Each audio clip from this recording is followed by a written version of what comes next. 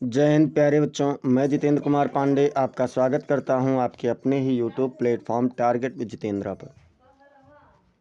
प्यारे बच्चों, आज हम लोगों को देखना है यूपी बोर्ड 2026 क्लास 12th का इंग्लिश का मॉडल पेपर सॉल्यूशन। और आपको बता दें ये आपका दूसरा मॉडल पेपर होने जा रहा है। इससे पहले एक मॉडल पेपर आप लोगों को कराया गया है। यकीन मानिए जो भी मॉडल पेपर कराया जाएगा आपको उससे बाहर के क्वेश्चन आने के चांसेस बहुत कम हैं। सभी इम्पॉर्टेंट क्वेश्चन आपको करवाए जा रहे हैं, बहुत ही शानदार तरीके का होने वाला है। तो आप लोग अगर अब तक चैनल को सब्सक्राइब नहीं किए हैं तो चैनल को सब्सक्राइब कीजिए, बेल आइकन दबा दीजिए, जिससे समस्त क्लासेस की अपडेट्स आपको मिलती रहें। और साथ ही साथ आप क्लास को लाइक करके अपने मित्रों के पास इसे शेयर कर दीजिए। आपको यहाँ से बोर्ड परीक्षा के लिए इंटर में हिंदी और इंग्लिश दोनों मिलने वाला है, और हाई स्कूल में तो कई विषय मिलने वाले हैं। चलिए हम लोग शुरुआत करते हैं और देखते हैं पहले सेक्शन से। आपको बता दें क्लास 12th का पेपर 4 सेक्शन में बटा होता है, जिसमें सेक्शन ए जो आपका होता है ये राइटिंग स्किल होता है। क्या होता है बच्चों? तो ये आपका सेक्शन ए जो आपका होता है ये कॉम्प्रीहेंसिव होता है। कॉम्प्रीहेंसिव होता है मतलब आपकी समझ शक्ति देखी जाती है कि आपको कितना इंग्लिश समझ में आ रहा है।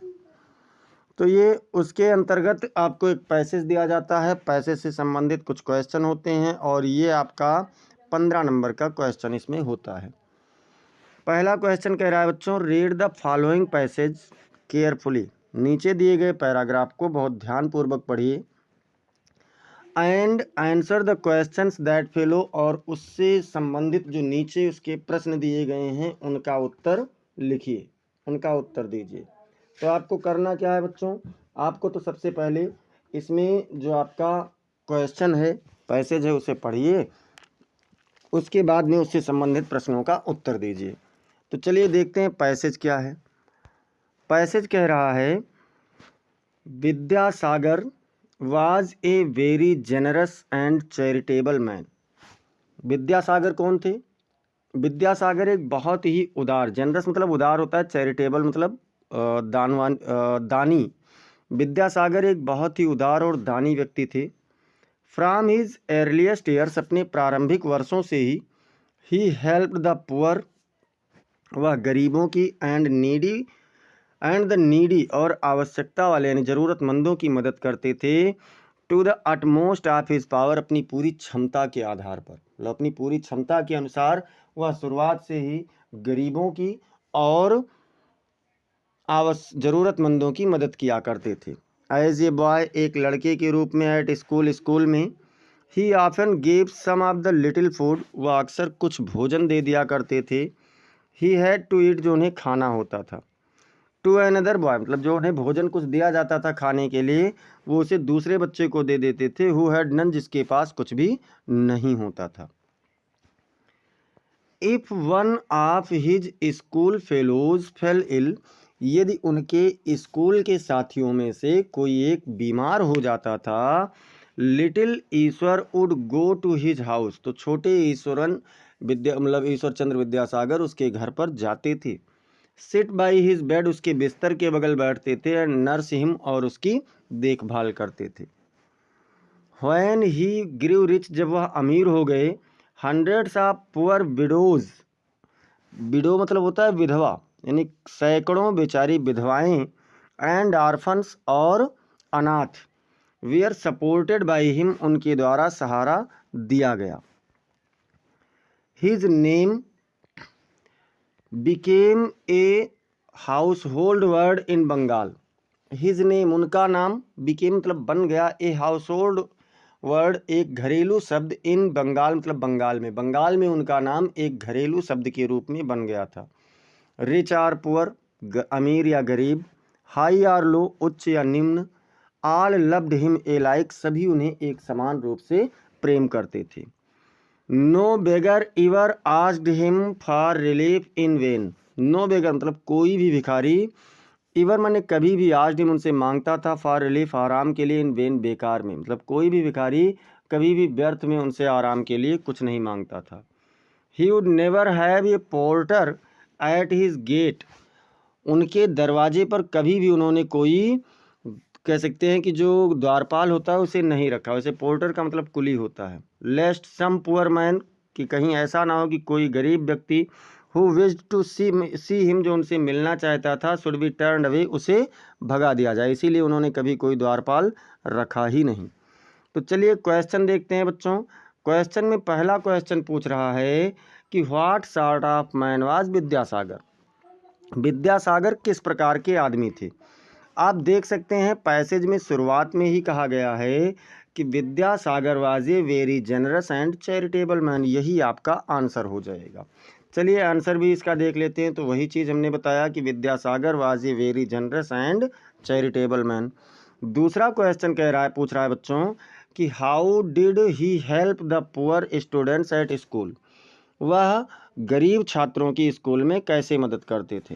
तो Vidyasagar help the poor and needy to the utmost of his power. Vidyasagar अपनी क्षमता से अधिक गरीबों और ज़रूरतमंदों की मदद किया करते थे। Vidyasagar help the poor students at school. Vidyasagar गरीब छात्रों की स्कूल में मदद करते थे। कैसे बच्चों? Giving them some of the little food, उन्हें कुछ थोड़ा बहुत भोजन दे करके, एंड नर्सिंग देम, और उनका देखभाल करके, उपचार करके, व्हेन दे वेयर इल, जब वे बीमार होते थे। पैसेज में आप लोगों ने इसे पढ़ा है।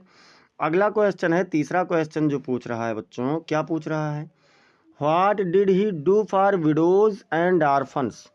उन्होंने विधवाओं और गरीब अनाथों के लिए क्या किया। ऑर्फन मतलब अनाथ। तो उन्होंने विधवाओं और अनाथों के लिए क्या किया। व्हेन ही बिकेम रिच, जब वह अमीर हो गए। जब वह अमीर हुए तो उन्होंने क्या किया था गरीबों और विधवाओं के लिए। तो देखते हैं आंसर में, Vidyasagar supported hundreds of poor widows and orphans. Vidyasagar ने सैकड़ों गरीब विधवाओं और किसका बच्चों, और अनाथों का सहारा दिया। व्हेन ही बिकेम रिच, जब वह अमीर हो गए। चौथा क्वेश्चन कह रहा है, चौथा क्वेश्चन क्या कह रहा है? Why would he never like to have a porter at his gate. उन्होंने अपने दरवाजे पर कभी भी कोई द्वारपाल क्यों नहीं रखा। अपने दरवाजे पर कोई द्वारपाल कभी क्यों नहीं रखा बच्चों? तो Vidyasagar never like to have a porter at his gate. Vidyasagar कभी भी अपने दरवाजे पर एक कुली को नहीं रखना चाहते थे। क्यों? बिकॉज, क्योंकि ही डिड नॉट वांट, वह ये नहीं चाहते थे, एनी पुअर मैन, कोई भी गरीब व्यक्ति, who wished to see him, जो उनसे मिलना चाहता था, वुड बी टर्न्ड अवे, कि उसे भगा दिया जाए। ऐसा वे कभी नहीं चाहते थे, इसीलिए उन्होंने कभी भी नहीं रखा। तो बच्चों ए से लेकर के डी तक 4 क्वेश्चन हो चुके हैं और ये सभी 3-3 नंबर के हैं। तो ये आपका टोटल बन गया 12 नंबर। इसके बाद में अगर हम देखें ई वाले में, तो ई वाले में 3 पार्ट हो जाता है और प्रत्येक पार्ट 1 नंबर का होता है। क्या कह रहा है? Which word in the passage has the meaning noble minded. Noble minded यानी श्रेष्ठ विचारधारा वाले का लिए अंग्रेजी में इसमें पैसेज में कौन सा शब्द दिया गया है।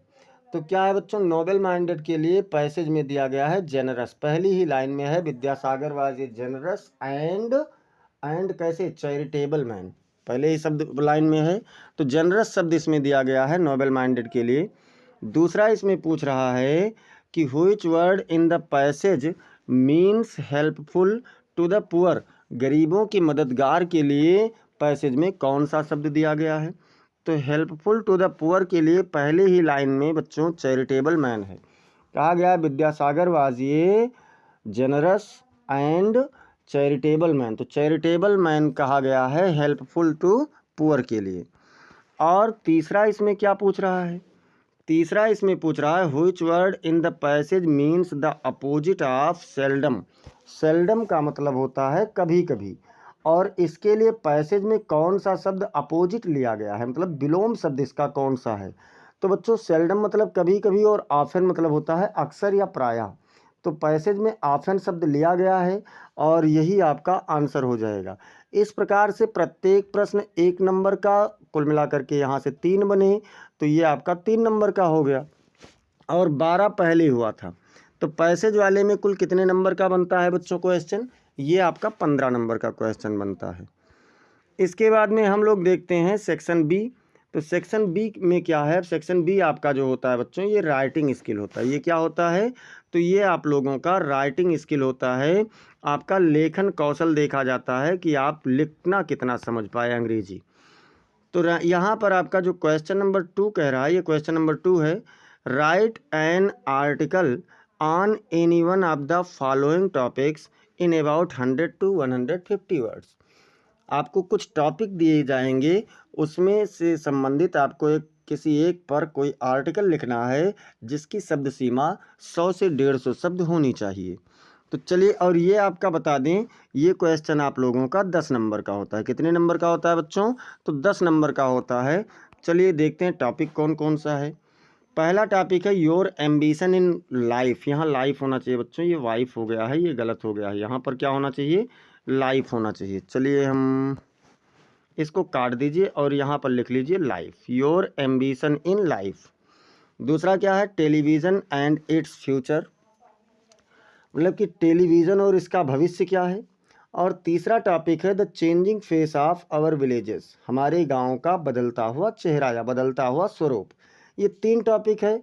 तो आप लोगों को पहले मॉडल पेपर में भी हमने 3 में से 2 करवाया था, इसमें भी हम 3 में से 2 करवा रहे हैं। एक आप लोग एक्सरसाइज के रूप में स्वतः से करिए, और अगर कोई कठिनाई होती है तो बताना, अगले में आप लोगों को करवा दिया जाएगा।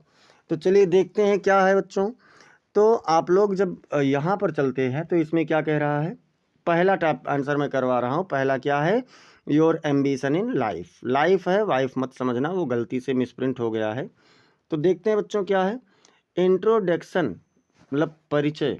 परिचय में पहला हेडिंग वाइज चलते हैं, different persons have different AIIMS of life. Different persons मतलब प्रत्येक अलग अलग लोगों का पास जीवन का अलग अलग लक्ष्य होता है। भाई जीवन के अलग अलग लक्ष्य होते हैं अलग अलग लोगों के लिए, हर किसी का लक्ष्य एक समान तो नहीं हो सकता ना, तो अलग अलग लक्ष्य होता है। They have difficult ambitions in life, उनके पास मुश्किल लक्ष्य भी होते हैं, महत्वाकांक्षाएं भी होती हैं जीवन में। इट इज़ क्वाइट नेचुरल, ये बिल्कुल स्वाभाविक है, बिल्कुल प्राकृतिक है, स्वाभाविक है। They differ in their aptitude, test, intelligence, capacity. They differ, वे भिन्न होते हैं, इन दियर एप्टीट्यूड, उनकी क्षमता में, उनके रुचि में, उनकी बौद्धिक क्षमता में, और उनकी शारीरिक क्षमता में वे भिन्न भिन्न होते हैं। भाई जैसे कोई अगर दौड़ने में तेज है तो वो दौड़क मतलब धावक बनना चाहेगा, कोई खेल में अच्छा है तो खिलाड़ी बनना चाहेगा, कोई मैथ में अच्छा है तो इंजीनियर बनना चाहेगा, तो उसके अकॉर्डिंग अलग अलग होता है। The aims of life are set, जीवन के जो उद्देश्य हैं वो सेट हैं, व्यवस्थित हैं। Taking these factors into consideration, मतलब कैसे सेट होते हैं, इन्हें विचार पूर्वक, इनके तथ्यों को लेते हुए, जब हम लोग इनके तथ्यों पर विचार करते हैं तो उस हिसाब से ये सेट होते हैं। If it is not done so, यदि ऐसा नहीं किया जाता है, दे मीट नथिंग, तो उन्हें कुछ भी नहीं मिलता। यदि कोई अपने जीवन का लक्ष्य नहीं सेट कर पा रहा है कि मुझे बनना क्या है, तो फिर वो कुछ नहीं कर पाता। बट डिससेटिस्फैक्शन इन लाइफ, बल्कि वो पूरे जीवन में क्या करता है बच्चों, तो पूरे जीवन में वह हमेशा असंतुष्ट रहता है, दुखी रहता है। अब दूसरा क्या कहते हैं बच्चों, ये अपना लक्ष्य बता रहे हैं, ambition to be a lawyer, ये आपका हेडिंग है, यहाँ तक हेडिंग है, एक वकील बनना। वकील बनने की इनकी महत्वाकांक्षा है, तो कैसे बनेंगे। नाउ इट इज़, आजकल, there is a craze of become a doctor. आजकल सबसे ज़्यादा भूमिका किसकी है, सबसे ज़्यादा कह सकते हैं क्रेज किसका है, चलन किसका है, तो डॉक्टर बनने का है। आर एन इंजीनियर, या फिर एक इंजीनियर बनने का है। Or compete for Indian administrative service, या फिर किसके लिए, आईएएस जिसको हम लोग कहते हैं, यानी भारतीय प्रशासनिक सेवा के लिए कंपटीशन पास करना है। बट लेकिन I am good neither at science nor at mathematics, लेकिन मैं ना तो विज्ञान में ही अच्छा हूँ और ना ही गणित मेरा अच्छा है। तो जब गणित विज्ञान दोनों नहीं अच्छा है तो डॉक्टर और इंजीनियर तो मैं बन नहीं सकता। I am interested in an independent profession. Independent मतलब होता है स्वतंत्र, प्रोफेशन मतलब व्यवसाय। मैं एक स्वतंत्र व्यवसाय में जाने के लिए रुचिकर हूँ, सो इसलिए I wish to join legal profession, इसलिए मैं कानूनी व्यवसाय से जुड़ना चाहता हूँ, मेरी इच्छा है। एंड बिकम ए लायर, और मैं एक वकील बनना चाहता हूँ। देखिए, आप अगर कोई दूसरा लक्ष्य चुने हुए हैं तो आप उस अकॉर्डिंग यहाँ पर लिख सकते हैं, ऐसी बात नहीं है कि आप नहीं लिख सकते हैं।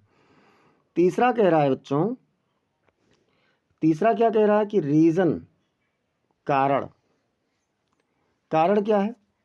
आई poses the gift of job, यहाँ जॉब होना चाहिए, मैं नौकरी के उपहार को पाने का अधिकार रखता हूँ, भाई पा सकता हूँ। आई एम गुड एट डिबेटिंग, मैं बहस करने में अच्छा हूँ, बातचीत करने में अच्छा हूँ। एंड आर्ग्यूमेंटेटिव स्किल, और जो मेरी वार्तालाप की कुशलता है उसमें भी अच्छा हूँ। I have won a number of prizes in school and college debates, मैंने स्कूल और कॉलेज के वार्तालाप में बहुत सारे पुरस्कार उपहार प्राप्त किए।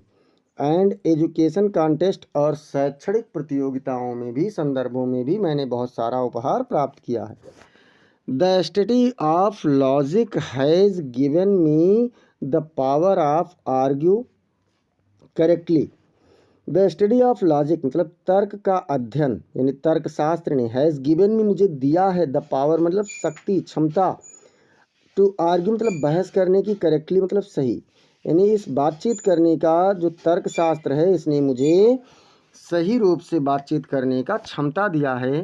And to detect the fallacies in the arguments of others, और दूसरों के बीच में बहस करने में मुझे तर्क ढूंढने की भी क्षमता दी है। The study of the history मतलब इतिहास के अध्ययन ऑफ फ्रीडम मूवमेंट्स, मतलब कह सकते हैं जो स्वतंत्रता आंदोलन के, इन इंडिया मतलब भारत में स्वतंत्रता आंदोलन के इतिहास के अध्ययन ने, इन हुइच द लायर्स है प्लेड एन आउटस्टैंडिंग रोल, जिसमें वकीलों ने एक अद्भुत भूमिका निभाई है, एक अद्भुत भूमिका निभाई है। And have made the greatest contribution, और अपना सबसे अधिक योगदान दिया है। Has aroused in me an ambition to become a lawyer, ने मुझ में, मतलब जो उन्होंने भूमिका दिया, अपना योगदान दिया, उसने क्या किया, मुझ में एक वकील बनने की एक महत्वाकांक्षा को, इच्छा को जागृत कर दिया है। अब इसके बाद देखते हैं बच्चों, चौथा कह रहा है कि शॉर्ट अर्निंग्स मतलब थोड़ी बहुत कमाई भी हो जाती है। यू में लाफ इन योर स्लीव्स, आप अपने आप में हंस सकते हैं। टू हियर दीज टाल क्लेम्स, इन बड़े बड़े मेरे वादों को सुन करके।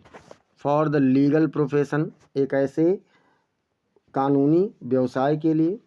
यू में कंसीडर मी फुलिश, आप मुझे एक मूर्ख भी समझ सकते हैं। फॉर यू सी दैट, क्योंकि आप समझते हैं कि द लायर्स मतलब वकील, टुडे मतलब आज के समय में, have fallen into disgrace in the society, समाज में अपमान की धारा में गिर चुके हैं, या कह सकते हैं अपमानित हो रहे हैं। On account of their selfish ambition to squeeze their clients, on account मतलब के कारण, आप दियर सेल्फिश एम्बिशन अपनी स्वार्थी महत्वाकांक्षा के, टू स्क्वीज दियर क्लाइंट्स अपने ग्राहकों को ठगने के, अपने ग्राहकों को ठगने के अपने स्वार्थी महत्वाकांक्षा के कारण समाज में सम्मान नहीं पाते हैं।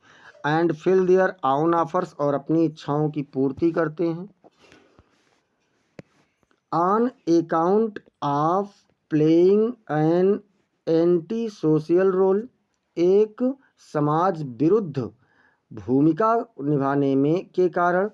Bye taking up cases of criminals, अपराधियों के मामलों को लेकर के समाज विरुद्ध कार्य भी कर रहे हैं। स्मगलर, जिसमें वो स्मगलर का ले रहे हैं। एंड अदर्स, और अन्य लोगों का, गिल्टी ऑफ हेनियस क्राइम, जो एकदम से अक्षम्य अपराध हैं, ऐसे अपराधियों के मुकदमों को ले रहे हैं, इसलिए समाज में वकील अपमानित होते जा रहे हैं।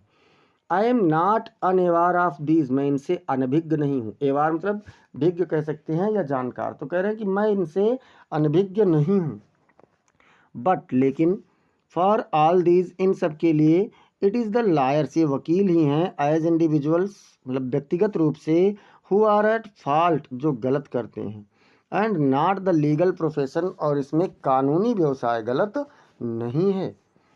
There is a common saying, एक बहुत साधारण सी कथन है, कहा जाता है, इट इज़ द माइंड, ये दिमाग होता है, that makes hell of the haven, जो स्वर्ग को भी नर्क बना देता है। क्या कहा कि ये सोच ही है जो स्वर्ग को नर्क बना देता है। सो इसलिए it is up to the individual, ये अपने व्यक्तिगत व्यवहार पर निर्भर करता है, how he makes use of a thing, कि वह व्यक्ति किसी भी वस्तु का कैसा प्रयोग करता है।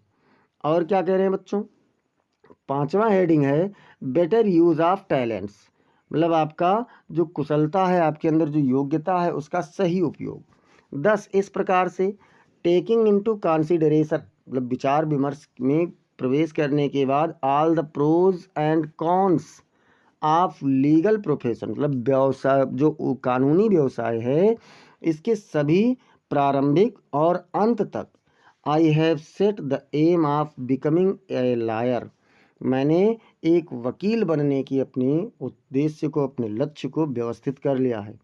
आई फील, मैं महसूस करता हूँ, दैट एज ए लायर की एक वकील के रूप में, I shall be able to make use of my talent, मैं अपने योग्यता का अच्छा उपयोग कर सकूंगा।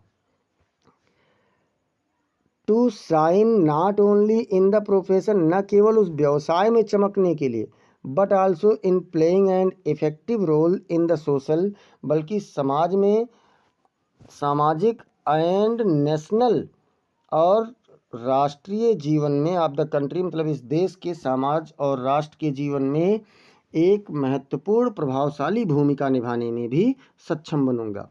Life is not worth of it, worth जीवन का कोई मूल्य नहीं है, if it is used only for selfish ends, यदि ये केवल अपने स्वार्थ के कारण ही हो तो जीवन का कोई भी अंत, कोई भी मतलब नहीं है।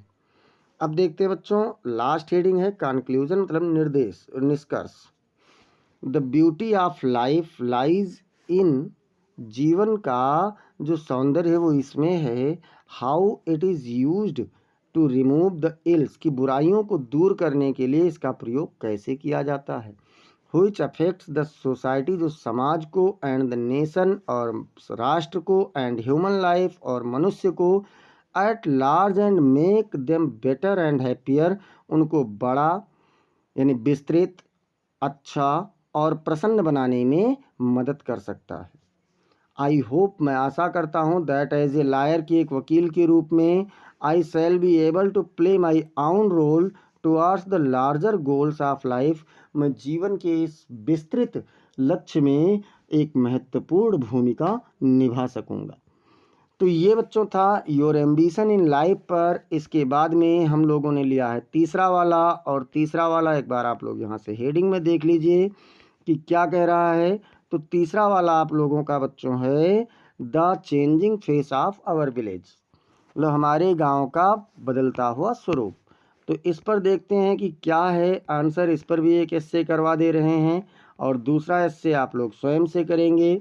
तीसरा एस्से आप लोगों का जो है बच्चों, इसमें देखिए, India is a land of villages, Bharat गांवों का देश है। क्या कहा गया कि भारत गांवों का देश है। मोस्ट ऑफ हर पॉपुलेशन, उसकी अधिकांश जनसंख्या, लिव्स इन विलेजेस, गांवों में रहती है। उसकी अधिकांश जनसंख्या कहाँ रहती है, तो गांवों में रहती है। इट इज सेड, ये कहा जाता है, दैट इंडिया इज, भारत माता की, मतलब इंडिया क्या है, भारत माता है, and she lives in villages, और वह गांवों में रहती हैं। भाई भारत माता कहाँ रहती हैं, तो गांवों में रहती हैं। The progress of our country depends on the progress of our villages, इसलिए हमारे देश का विकास हमारे गांवों के विकास पर निर्भर है। भाई जब गांव में भारत रहता है, भारत गांवों का देश है, तो गांवों का विकास होगा तभी तो देश का विकास होगा। वही चीज़ ये कह रहे हैं।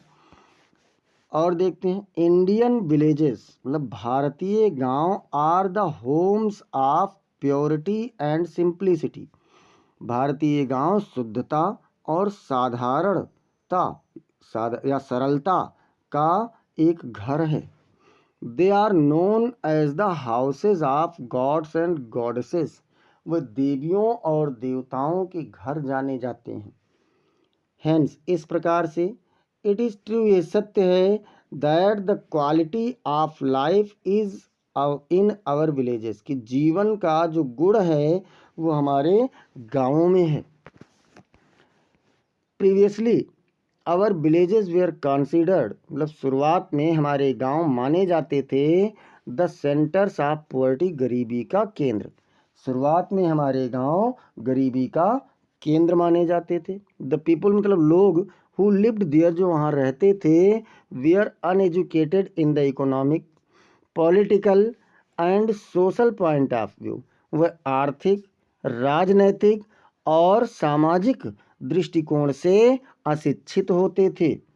But our villages were the centres of natural scenes, लेकिन हमारे गांव कैसे थे? हमारे गांव प्राकृतिक दृश्यों का केंद्र थे। The villagers led a simple and pure life, गांववासी एक साधारण और शुद्ध जीवन जीते थे। गांववासी कैसा जीते थे? साधारण और शुद्ध जीवन। नाउ ए डेज, आजकल द लाइफ ऑफ विलेजर्स, गांववासियों का जीवन इज आल्सो चेंजिंग, भी बदल रहा है। आजकल गांववासियों का जीवन भी बदल रहा है। Our villages have changed completely, हमारे गांव पूरी तरीके से बदल गए हैं।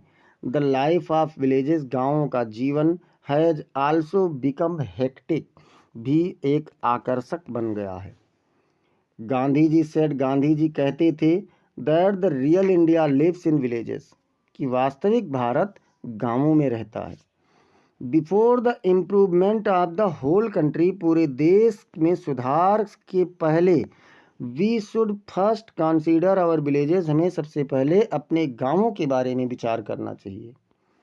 The development and progress of the rural area, मतलब ग्रामीण क्षेत्रों का विकास और उन्नति, आर एक्सट्रीमली इम्पोर्टेंट, अत्यधिक महत्वपूर्ण है। भाई ग्रामीण क्षेत्रों का जो विकास है, उन्नति है, वो बहुत ज़्यादा महत्वपूर्ण है। The condition of some of our villages has changed a lot, हमारे गाँवों में से कुछ गाँवों की परिस्थितियाँ बहुत अधिक बदल गई हैं।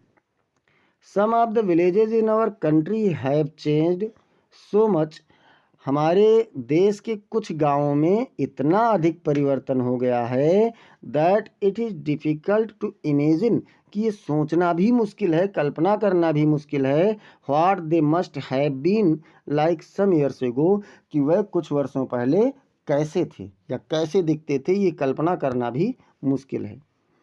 Since agriculture is the main occupation of villagers, जैसा कि कृषि गांववासियों का मुख्य व्यवसाय है। They have made tremendous progress, उन्होंने, ट्रिमेंडस मतलब होता है विशाल, उन्होंने विशाल उन्नति की है in the art of farming, मतलब कृषि की कला में, उन्होंने कृषि के कला में विशाल परिवर्तन किया है, उन्नति की है। Our villagers use improved variety of seeds and fertilizers, हमारे गांववासी इम्प्रूव्ड मतलब कह सकते हैं कि जो विकसित प्रकार का बीज और खादों का, उर्वरकों का प्रयोग करते हैं।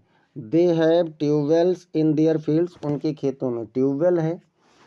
दे use improved means of agriculture techniques in to increase the yield of their crops, वह अपने फसलों में उत्पादन बढ़ाने के लिए कृषि के प्रोग्रेस यानी उन्नतिशील तरीकों का प्रयोग करते हैं।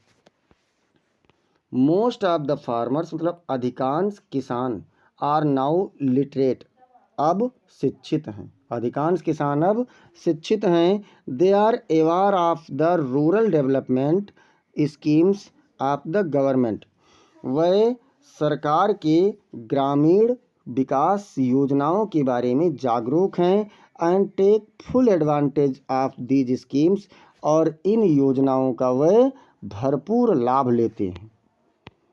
आफ्टर इंडिपेंडेंस मतलब स्वतंत्रता के बाद, क्या कहा?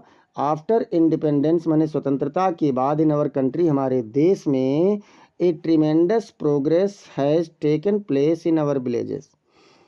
स्वतंत्रता के बाद हमारे गांवों में, हमारे देश में बहुत अधिक उन्नति हुआ है, विकास हुआ है। The villages are still the backbone of our country. गांव आज भी हमारे देश की रीढ़ की हड्डी है। बैकबोन मीन्स रीढ़ की हड्डी। तो इस प्रकार से बच्चों हम लोगों ने 2 ऐसे किया। अब देखते हैं तीसरा क्वेश्चन। तीसरा क्वेश्चन कह रहा है write an application to the administrator of Nagar Nigam of your city. आप अपने शहर के नगर निगम के प्रशासक को एक प्रार्थना पत्र लिखिए। To improve the sanitary condition in the part you live in. अपने क्षेत्र में, जिस क्षेत्र में आप रहते हैं, उस क्षेत्र में साफ सफाई, सैनिटरी मतलब स्वच्छता, यानी स्वच्छता की परिस्थितियों में सुधार करने के लिए एक पत्र लिखना है। तो चलिए स्वच्छता की अथवा क्या करना है, write a letter to the editor of an English daily, या फिर आप एक अंग्रेजी दैनिक समाचार पत्र के संपादक को एक पत्र लिखिए। Making a plea to the common people to switch over to solar energy. साधारण लोगों को सौर ऊर्जा की ओर आकर्षित करने के लिए एक निवेदन करते हुए टू कंजर्व इलेक्ट्रिसिटी, विद्युत बचाने की सुरक्षा के लिए, सो दैट, ताकि the city would not have to suffer long power cuts due to overloading of electricity mains.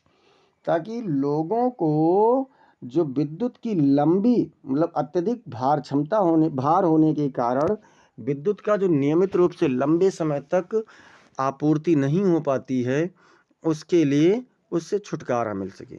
चलिए देखते हैं बच्चों, हम लोग एडमिनिस्ट्रेटर वाला कर रहे हैं और बिजली वाला किसी दूसरे दिन करेंगे। तो कैसे क्या करना है, टू द एडमिनिस्ट्रेटर नगर निगम प्रयागराज। मतलब आप यहाँ पर किसी और ज़िले का नाम, अपने ज़िले का नाम भी लिख सकते हैं। मतलब प्रशासक नगर निगम प्रयागराज के हम लिख रहे हैं। सर, श्रीमान जी, क्या कहा गया, सर श्रीमान जी, एप्लीकेशन लिखना था। I would like to bring to your kind notice, मैं आपका दयालुता भरा ध्यान आकर्षित करना चाहता हूँ।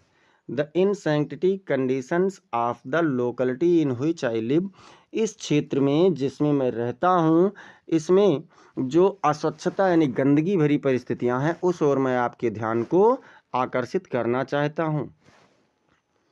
Hours is a new locality, हमारी जो स्थान है, क्षेत्र है, ये एक नया क्षेत्र है। नोन एज कालिंदीपुरम, जिसे कालिंदीपुरम के नाम से जाना जाता है। When it was settled up a few years ago, जब ये कुछ वर्षों पहले व्यवस्थित हुआ था, the municipal authorities promised to look after the needs of the colony. तो म्यूनिसिपल के जो अथॉरिटीज़ थी, यानी कि जो अधिकारीगण थे, उन्होंने हमसे वादा किया था कि हम इस कॉलोनी की देखभाल, आवश्यकताओं की देखभाल करते रहेंगे। Such as fresh drinking water, जैसे कि ताज़ा पीने का पानी, पक्का रोड्स यानी पक्की सड़कें, स्ट्रीट एंड ड्रेन्स, गलियां और नालियां। Nothing has so far been done, इसमें से जहां तक कि कुछ भी नहीं किया गया है। द ड्रेन्स स्टिंक बैडली, जो नालियां हैं बहुत बुरी तरीके से बदबू करती हैं। स्टिंक मतलब बदबू करना। There are pools polluted of water here and there, यहाँ वहाँ प्रदूषित जल के तालाब जैसे बने हुए हैं, मतलब चारों ओर जल भराव की समस्या बनी हुई है। I therefore request you to visit the locality, इसलिए मैं आपसे अपने इस क्षेत्र में आने का निवेदन करता हूँ। And take early steps to improve the sanitary conditions, और स्वच्छता की परिस्थितियों को सुधार करने के लिए शुरुआती कदम या कह सकते हैं कि उचित कदम उठाने की आग्रह करता हूँ। होपिंग, आशा करते हुए, that the matter would receive an early attention, कि ये मामला बहुत जल्द ही आपका ध्यान आकर्षित करेगा। इसके बाद में डेट लिख देना है, जैसे 10/6/2020, आप यहाँ पर अपने हिसाब से जो डेट होगा वो डालना। इसके बाद में योर फैथफुली, आपका वफादार XYZ, नाम नहीं लिखना है बच्चों, ये ध्यान रखना है। अब चलते हैं सेक्शन सी में, दूसरा लेटर दूसरे दिन करवाएंगे। सेक्शन सी क्या कह रहा है बच्चों, choose the correct option to answer the following, जो नीचे प्रश्न दिए गए हैं उनका उत्तर देने के लिए आपको सही विकल्प का चयन करना है।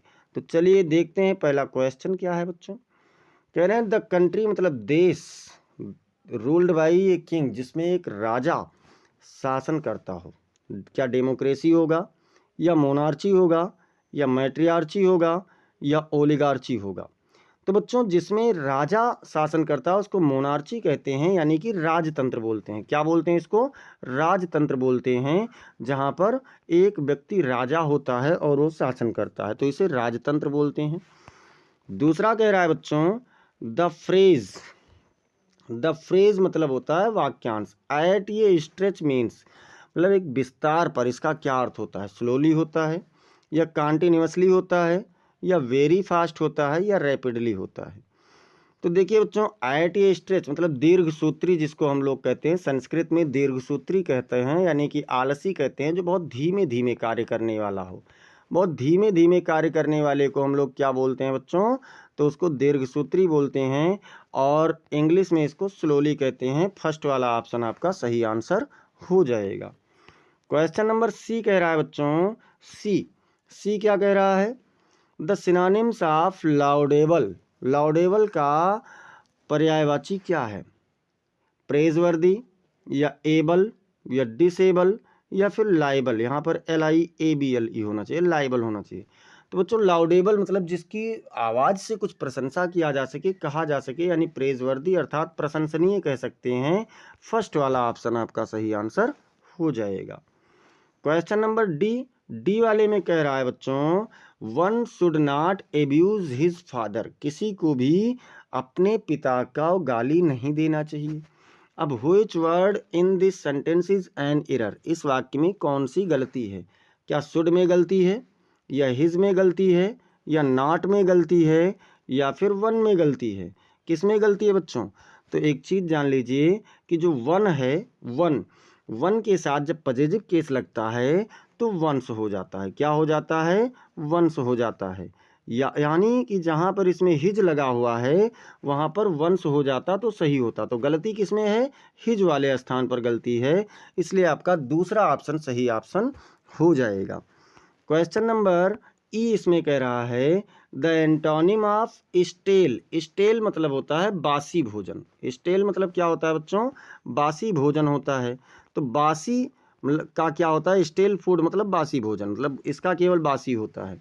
इसका अपोजिट ढूंढना है, तो क्या फ्लश होगा, या फेक होगा, या फिर फ्लेश होगा, या फ्रेशर होगा? तो क्या होगा बच्चों? स्टेल का अपोजिट होगा फ्रेशर, यानी कि चौथा ऑप्शन आपका सही आंसर हो जाएगा। अब देखिए प्रश्न संख्या 5 कह रहा है बच्चों, अच्छा ऑप्शनल वाले आपके 2-2 नंबर के क्वेश्चन थे। प्रश्न संख्या 5 कह रहा है change any one of the following into indirect speech. 5 का ये कह रहा है कि आप किसी एक को इनडायरेक्ट स्पीच में बदल दीजिए। कह रहा है ही सेड, उसने कहा थैंक यू, आपको धन्यवाद। तो भैया उसने धन्यवाद किसे कहा? ही। अब देखिए सेड को हम थैंक में सीधे वर्ब से बदलेंगे तो क्या हो जाएगा? थैंक्ड हो जाएगा। यू का परिवर्तन कराना है ऑब्जेक्ट से, ऑब्जेक्ट पर कोई नहीं है। तो जब कोई नहीं होता है तो जनरली थर्ड पर्सन का ऑब्जेक्ट मान लिया जाता है। थर्ड पर्सन का ऑब्जेक्ट माना जाता है, तो हम यहाँ पर अगर थर्ड पर्सन का माने तो क्या हो जाएगा? थर्ड पर्सन में हम या तो हिम मानेंगे, या हर मानेंगे, या देम मानेंगे। तो यहाँ पर क्या कर देंगे? ही थैंक्ड हर। अच्छा अगर मान लो यहाँ पर आप मी कर दे रहे हैं तब भी आपका गलत नहीं होगा, तब क्या हो जाएगा? ही थैंक्ड मी। तो दोनों स्थितियों में आपका ये सही होगा। फिर चलते हैं क्वेश्चन, इसमें सेकंड वाला देखते हैं क्या कह रहा है। सेकंड कह रहा है ही सेड, उसने कहा ओह व्हाट एन अपॉर्चुनिटी, अरे कितनी अच्छी अवसर है। तो चलिए चेंज करते हैं इनडायरेक्ट में। तो ही, अच्छा देखो एक्सक्लेमेटरी सेंटेंस है तो क्या करेंगे? एक्सक्लेम्ड विथ व्हाट से शुरू है तो सरप्राइज हो जाएगा, एक्सक्लेम्ड विथ सरप्राइज, दैट लगेगा। उसके बाद में यहाँ बच्चों सब्जेक्ट नहीं है और इट लग जाएगा तो क्या हो जाएगा? It is. फिर एन और व्हाट हट जाएगा, ओ व्हाट हट जाएगा तो क्या हो जाएगा? इट इज़ एन अपॉर्चुनिटी, मतलब यह एक अवसर है। अच्छा एक चीज़ हमसे यहाँ पर मिस हुआ, इज नहीं लगेगा, यहाँ पर वाज लगेगा बच्चों। क्या लगेगा? वाज लगेगा। It was an opportunity. हाँ अब सही हो गया। बी नंबर पर कह रहा है, बी वाला क्या कह रहा है बच्चों, तो बी वाले में कह रहा है कि combine any one of the following as directed. किसी एक को आपको जोड़ करके बनाना है जैसा कि निर्देश दिया गया है। तो क्या निर्देश है, जो आपका पहला वाक्य है, कह रहा है सी इज रिच, वह अमीर है, और सी इज नॉट हैप्पी, वह खुश नहीं है। ये आप लोगों का सिंथेसिस वाला है, और सिंथेसिस में आप लोगों को अभी कल पढ़ा करके ख़त्म किए हैं, तो आप लोग एक बार ज़रूर देख लेना। मैराथन भी चला है सिंथेसिस का, और सिंथेसिस का प्रैक्टिस सेट कल होने वाला है। तो कह रहे हैं इसे इनटू कॉम्प्लेक्स सेंटेंस, इसे कॉम्प्लेक्स सेंटेंस में बनाना है। कह रहे हैं आल दो सी इज रिच, यद्यपि वह, अब देखो कॉम्प्लेक्स में बनाना है तो आल दो लगाइए, आल दो सी इज रिच, यद्यपि वह अमीर है, yet she is not happy, फिर भी वह खुश नहीं है। क्या किया गया है बच्चों, इसमें आल दो और येट लगा दिए, और क्या बन गया, कॉम्प्लेक्स बन गया। फिर दूसरा वाक्य इसमें जो आपका कह रहा है, दूसरा वाक्य इसमें है कि ही हैज़ 4 चिल्ड्रेन, उसके पास 4 बच्चे हैं, और he has to support them, उसे उनकी मदद करना चाहिए। अब इसमें आपको क्या करना है बच्चों, तो इसमें कह रहा है कि इसे आप सिंपल सेंटेंस में बना दीजिए भैया। किस में बनाना है, तो सिंपल सेंटेंस में। तो चलिए बना देते हैं। ही हैज़ 4 चिल्ड्रेन, उसके पास 4 बच्चे थे, टू सपोर्ट, सहारा देने के लिए या मदद करने के लिए। उसके पास सहारा देने के लिए 4 बच्चे हैं। अब देखो इसमें पांचवा के सी में क्या कह रहा है, पांचवा का जो सी है, इसको ट्रांसफॉर्म करना है। Transform any one of the following as directed, आप किसी एक को जैसा निर्देश दिया गया है उसे ट्रांसफॉर्म कीजिए, रूपांतरित कीजिए। क्या कह रहे हैं, समन द फायर ब्रिगेड, मतलब फायर ब्रिगेड को बुलाओ। क्या कहे, फायर ब्रिगेड को बुलाओ, बदलना किसमें है, इनटू पैसिव वॉइस, से पैसिव वॉइस में बदलना है। तो चलिए कैसे बदलेंगे, यू आर सजेस्टेड टू, देखिए यहाँ आपको सुझाव दिया जा रहा है, कहीं आग लगी हो, कोई कह रहा है आग, मतलब फायर ब्रिगेड को बुलाओ, तो इसमें आदेश तो है नहीं, तो सजेस्टेड लगेगा या एडवाइज्ड लगेगा। You are suggested to summon the fire brigade, fire लिखना भूल गए, चलो कोई बात नहीं, फायर आप लोग यहाँ इतना अंडरस्टैंड कर सकते हैं। फायर ब्रिगेड, क्या कहा गया कि आपको फायर ब्रिगेड बुलाने का सुझाव दिया जाता है। अच्छा मान लो आप इसको नहीं कर पा रहे हैं, तब क्या करेंगे, तो भैया दूसरा वाला कर देंगे। कह रहा है the king took shelter in the hermits हट, राजा ने सन्यासी की झोपड़ी में, हर्मिट मतलब सन्यासी, राजा ने सन्यासी की झोपड़ी में शरण लिया। इसको बनाना है कॉम्प्लेक्स सेंटेंस में। तो the king took shelter in the हट, राजा ने उस झोपड़ी में शरण लिया। किस झोपड़ी में, वेयर द हर्मिट लिव्ड, जहाँ पर हर्मिट यानी सन्यासी रहता था। भैया राजा ने उस झोपड़ी में शरण लिया जहाँ जहाँ सन्यासी रहता था। इस प्रकार से आपका क्या बन गया, तो कॉम्प्लेक्स बन गया। चौथे में आपको डी नंबर वाले में कह रहा है correct any one of the following sentences, किसी एक वाक्य को आपको क्या करना है, तो आपको सही करना है। जैसे कहा गया सन राइजेज इन ईस्ट, सूर्य पूर्व में निकलता है, हाँ सही है निकलता है, लेकिन वाक्य की संरचना में गलती है। तो क्या करेंगे, द, देखिए सन क्या है, एक स्टार है, तारा है, और तारा से पहले द का प्रयोग, उसके नाम से पहले क्या करेंगे, तारों के नाम से पहले द का प्रयोग, तो द सन हो जाएगा। राइजेज इन द ईस्ट, दिशाओं के नाम से पहले भी द का प्रयोग होता है, तो क्या हो जाएगा बच्चों, the sun rises in the east. अच्छा मान लो आप इसको नहीं कर पाए, तो दूसरा है ना, दूसरा क्या कह रहा है, दूसरा कह रहा है he gave alm to the beggar, उसने भिखारी को भीख दिया। आल्म मतलब होता है भीख। अब देखिए बच्चों, आल्म हमेशा यस लग करके लिखता है, मतलब आल्म से लिखा जाता है, तो यहाँ पर आपको यही सही कर देना, he gave alms to the beggar, उसने भिखारी को भीख दिया। अच्छा एक चीज़ और बता दें, जो आल्म्स है ये हमेशा सिंगुलर है बच्चों, ये सिंगुलर है, लेकिन इसके बाद में यस लगता है। अगर यस नहीं लगा है तो गलत है, वही यहाँ पर एरर था, यहाँ पर हमने यस बढ़ा दिया, सही हो गया। ई वाले में कह रहा है ई क्या कह रहा है कि use any one of the following pairs, किसी एक ऑफ वर्ड, शब्दों के किसी एक जोड़े का प्रयोग कीजिए। कैसे, इन योर सेंटेंस, अपने वाक्य में, to make the differences in their meanings clear, उनके अर्थ में स्पष्ट परिवर्तन दर्शाते हुए। तो चलो देखते हैं कौन कौन सा जोड़ा है। तो पहला जोड़ा है बच्चों पेल और पेल। तो जो ये PAIL पेल है, इसका मतलब होता है बाल्टी। इसका मतलब क्या होता है? तो इसका मतलब होता है बाल्टी। तो क्या कह दिया गया? He is carrying a pail of water, वह एक बाल्टी भरकर पानी ले जा रहा है। अब देखो, ला रहा है। अब दूसरे पेल का मतलब होता है पीला। तो his face is pale due to fever, उसका चेहरा बुखार के कारण पीला है, ऐसा बन गया। अच्छा, दूसरा क्या है बच्चों? दूसरे में है डाई और डाई। दूसरा जोड़ा है डाई और डाई। तो DIE, डाई मतलब होता है मरना। तो क्या हो गया? ही डाइड सो सून, वह इतनी जल्दी मर गया। दूसरे वाले डाई का मतलब होता है रंगना। तो ही डाइड हिज हेयर, उसने अपने बाल रंगे।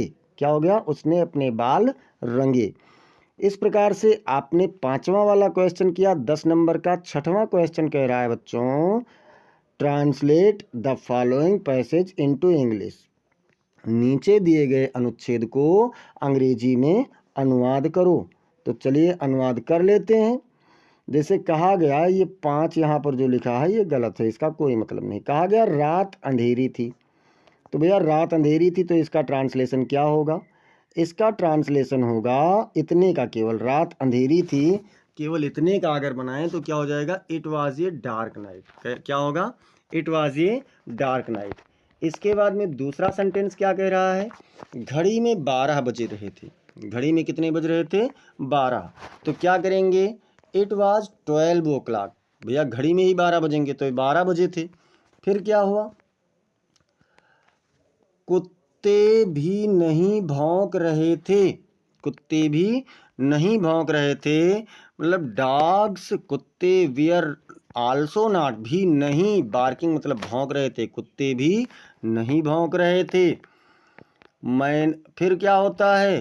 कह रहे हैं कि मैं गहरी नींद में सो रहा था। मैं गहरी नींद में सो रहा था। तो मैं क्या कर रहा था? सो रहा था। I was in a deep sleep, मतलब मैं गहरी नींद में था या सो रहा था, कह सकते हैं। फिर क्या होता है? गहरी नींद में सो ही रहे थे कि कह रहे हैं मैं जोरों की आवाज़ सुनकर एकाएक जग उठा। मतलब मैं जोरों की आवाज़ सुनकर एकाएक जग उठा। तो कौन जग उठा? आई एवॉक, मतलब मैं जाग उठा। सडनली मतलब अचानक। ऑन हियरिंग मतलब सुन करके। ए लाउड वॉइस साउंड, एक जोर की आवाज़, मतलब मैं जोरों की आवाज़ सुनकर एकाएक जाग उठा। और जब जागते हैं तब क्या होता है? मैंने देखा सभी लोग एक ही ओर भाग रहे हैं। क्या हुआ? कह रहे हैं मैंने देखा सभी लोग एक ही ओर भाग रहे हैं। आई सा, मैंने देखा, दैट ऑल पीपुल, की सभी लोग, we are running in the same direction, एक ही दिशा में भाग रहे थे। मैंने देखा कि सभी लोग एक ही दिशा में भाग रहे थे। फिर क्या कहा? कुछ देर मैं समझ ना सका कि क्या बात है। एक मिनट, यहाँ कुछ लोग अपन और थोड़ा सा, हाँ, यहाँ से कुछ लोग पानी लिए जा रहे थे। कुछ लोग पानी लिए जा रहे थे। तो क्या करेंगे? सम पीपुल वीआर कैरिंग वाटर, कुछ लोग भैया पानी लिए जा रहे थे। और क्या होता है? कुछ धूल लिए जा रहे थे, कुछ लोग अपने हाथों में लाठी लिए हुए थे। चलिए, कुछ धूल लिए जा रहे थे। तो सम वीआर कैरिंग डस्ट, सम वीआर कैरिंग डस्ट, कुछ धूल लिए जा रहे थे। उसके बाद क्या होता है? कुछ लोग अपने हाथों में लाठी लिए हुए थे और कुछ खाली हाथ भी जा रहे थे। क्या कहा? कि कुछ लोग अपने हाथों में लाठी लिए हुए थे और कुछ खाली हाथ जा रहे थे। तो some people had sticks in their hands, मतलब कुछ लोगों के हाथों में लाठी थी। And some were going empty hands also, और कुछ लोग खाली हाथ भी जा रहे थे। कुछ लोग हाथों में क्या लिए हुए थे? कुछ लोग खाली हाथ भी जा रहे थे। फिर क्या हुआ? कह रहे हैं कि मैं कुछ देर में समझ ना सका कि क्या बात है। लेखक कह रहा है कि कुछ देर तक मैं समझ ही नहीं पाया कि बात क्या है। तो उसके लिए क्या होगा? यानी आई कुड नॉट अंडरस्टैंड, मैं नहीं समझ सका, फॉर सम टाइम, कुछ समय के लिए, that what is the matter, कि क्या बात है। कहा कि मैं कुछ समय तक समझ ही नहीं पाया कि क्या बात है, मैं खाट पर लेटा रहा। कह रहे हैं कि सेक्शन डी, सेक्शन डी में क्या है बच्चों, सेक्शन डी कह रहा है answer the following questions in about 40 words each. Section D से आप लोगों का लिटरेचर शुरू होता है, जो आपके बुक में पाठ दिए गए हैं। ये ओवरऑल आपका पूरा 40 नंबर का होता है। तो कह रहा है कि 7वां प्रश्न कि आप नीचे दिए गए प्रश्नों में से प्रत्येक का उत्तर 40 शब्दों में दीजिए। जिसमें पहला क्वेश्चन क्या कह रहा है, पहला क्वेश्चन कह रहा है what was the bulletin board, सूचना पट क्या था। हाउ वाज इट इम्पोर्टेंट, ये कैसे महत्वपूर्ण था। आंसर कह रहा है इन दोज डेज, उन दिनों में, the bulletin board was fixed at the main crowded place, जो सूचना पट होते थे वो मुख्य भीड़ भाड़ युक्त स्थानों पर लगाए जाते थे। And was the only medium to convey the message, और संदेश को जारी करने का एकमात्र माध्यम होते थे। एंड न्यूज़, और समाचारों का, टू द कॉमन मास, मतलब साधारण भीड़ के पास, और साधारण भीड़ के पास साधारण मैसेज और समाचारों को पहुंचाने के इकलौते माध्यम होते थे। इट वाज इम्पॉर्टेंट, ये महत्वपूर्ण था, बिकॉज, क्योंकि it was the only mode of communication between the officials and the public, क्योंकि यह सरकार यानी अधिकारियों और जनता के बीच में संदेश का संचार का इकलौता माध्यम था। अब देखिए, मान लीजिए अगर आप इस क्वेश्चन को नहीं जानते हैं तो आपको अथवा करके भी दिया जाता है। जैसे ए वाले में आपको 2 दिया जाएगा अथवा करके, जिसमें से आपको एक करना है। तो अथवा वाला कह रहा है हु वाज मुकेश, मुकेश कौन था। व्हेयर डिड ही बिलोंग, वह कहाँ से संबंधित था। And what was his ambition, और उसका लक्ष्य क्या था। तो देखते हैं, Mukesh was a young boy, Mukesh एक युवा लड़का था। Belonging to the bangle making family, जो चूड़ी निर्माताओं के परिवार से संबंधित था। फ्रॉम फिरोजाबाद, मतलब फिरोजाबाद के। मुकेश एक छोटा लड़का था जो फिरोजाबाद से चूड़ी निर्माताओं के परिवार से संबंधित था। His ambition was different from his family, उसका महत्वाकांक्षा, उसकी लक्ष्य उसके परिवार से अलग था, भिन्न था। As he wanted to become a motor mechanic, क्योंकि वह एक मोटर मैकेनिक बनना चाहता था। अब देखिए बी वाला क्या कह रहा है।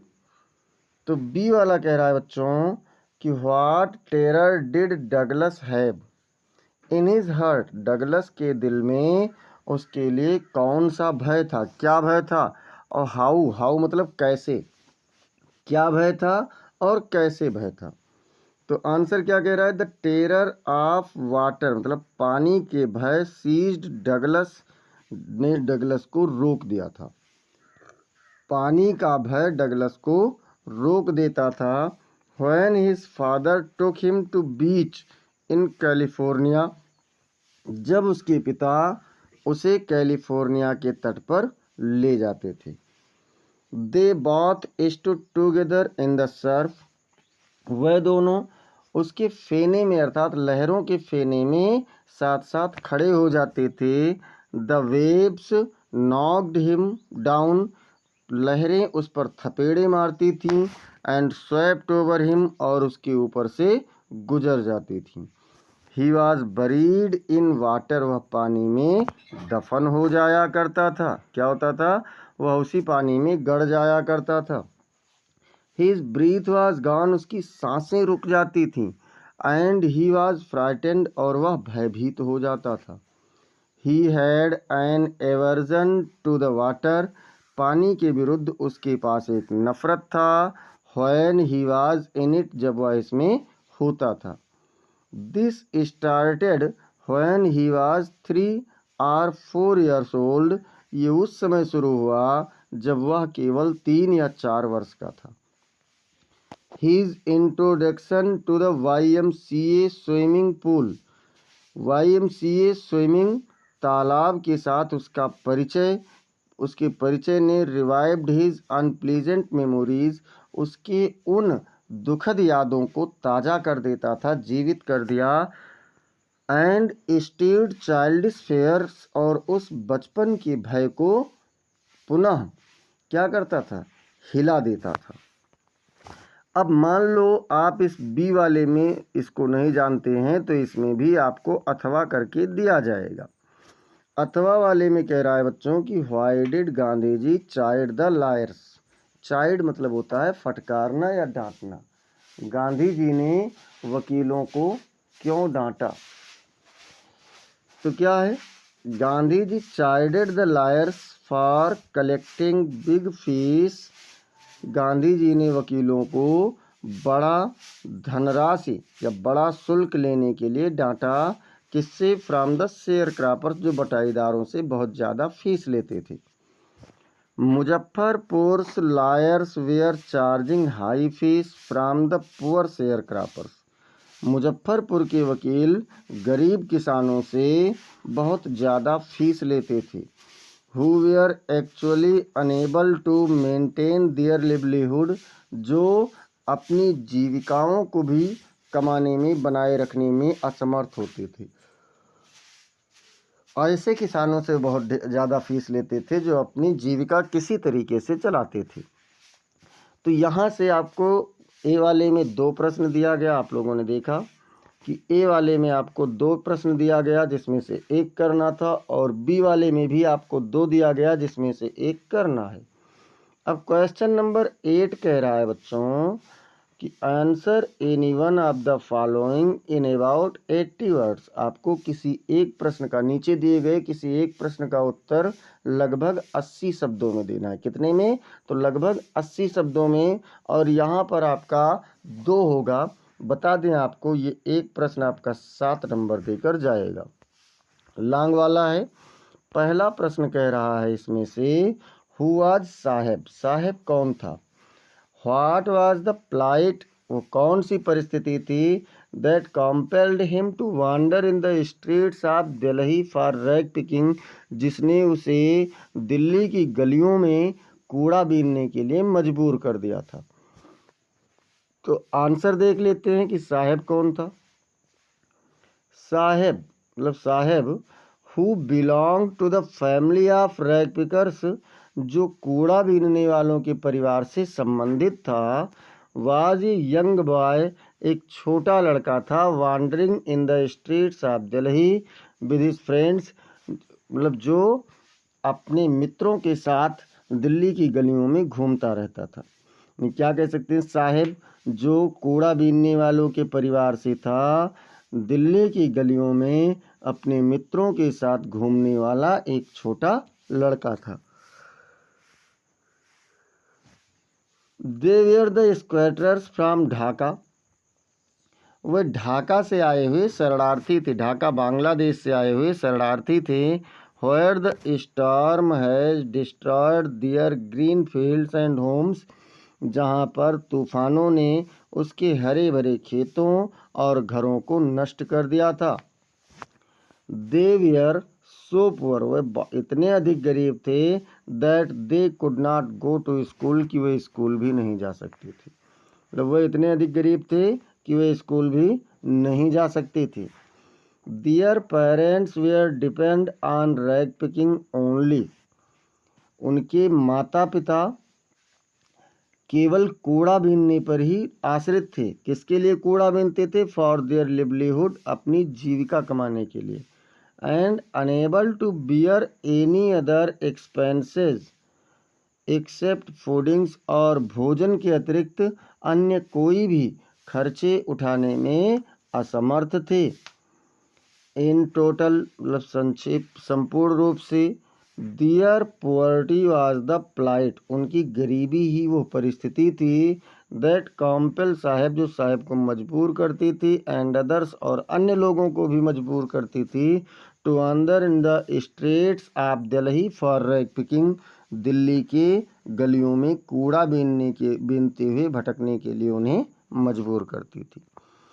तो आप इसको अगर नहीं लिख पा रहे हैं तो बी वाला देखिए। बी वाला क्या कह रहा है बच्चों? बी वाला कह रहा है describe Douglas struggle at the pool, तालाब पर डगलस के संघर्ष का वर्णन कीजिए। What strategy did he make to save his life, उसने अपना जीवन बचाने के लिए कौन सी योजना बनाई। डगलस मतलब का तालाब पर जो घटना हुआ था, संघर्ष हुआ था, उसका वर्णन करना है और उसने अपने जीवन को बचाने के लिए कौन सी योजना बनाई थी, इसका भी वर्णन करना है। तो क्या कह रहा है बच्चों?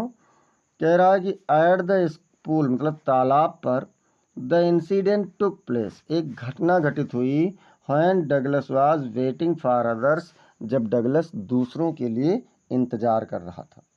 तालाब पर एक घटना घटित हुई जब डगलस और लोगों के आने का इंतजार कर रहा था। A big bruiser of a boy, एक बड़ा सा पहलवान सा दिखने वाला लड़का, केम देयर, वहाँ आया, and through Douglas into the pool, और डगलस को तालाब में फेंक दिया। जस्ट फॉर फन, केवल मजे के लिए फेंका था।